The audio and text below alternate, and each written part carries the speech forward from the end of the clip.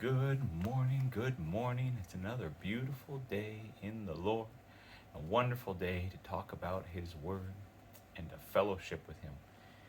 I have found a conspiracy theory in the Bible, and I want to share it with you. In Psalm chapter 2, he says, "Why do the nations rage and the people plot in vain?" Well, that word rage can be translated conspiracy.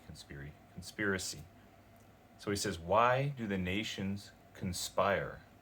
Why do they conspire and the people plot or muse or theorize in vain? Why is there a conspiracy theory out there?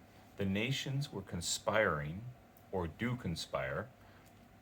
This is in past tense, this is present tense. Why do the nations conspire and form a theory against God?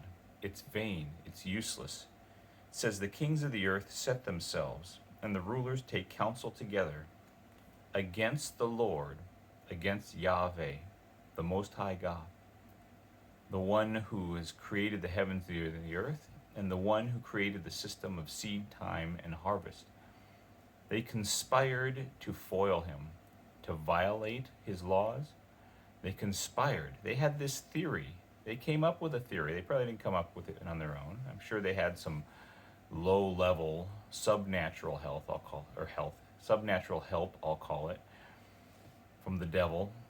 They conspired and decided with this theory that they were going to overthrow, defeat, or best the Lord, end against his anointed, saying, let us throw off their bonds. Let us cast away their ropes from us. You know, God is not against you. He doesn't tie you up. God doesn't set himself against some peaceful, kind, I want to say obedient, but law-abiding people. God is for us. He wants good for us. It's the nations. It's the wicked. It's the devil who decides that they're going to do things that are contrary to law, contrary to order, and then God stands up and says, no more. Just like police are not against you, righteous, good police are not against you. They're there to keep the peace, not to cause trouble. God's not out to cause trouble. He's out to keep peace, to create order. He's good. He does good. Well, how does he respond? When they say this, they say, oh, we're going to tear off his bonds. How dare you hold us down, God?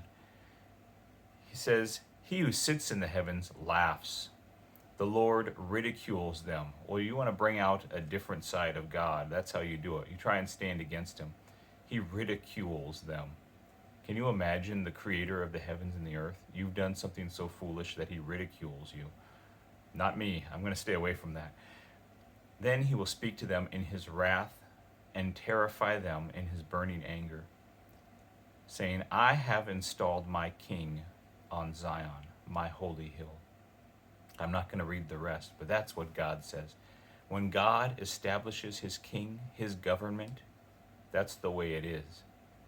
They're going to conspire and come against and think it's bondage, but God laughs. He will have his way. He will have order. And it will be good for all who will yield to it and not try to buck against the truth. Amen. Be blessed.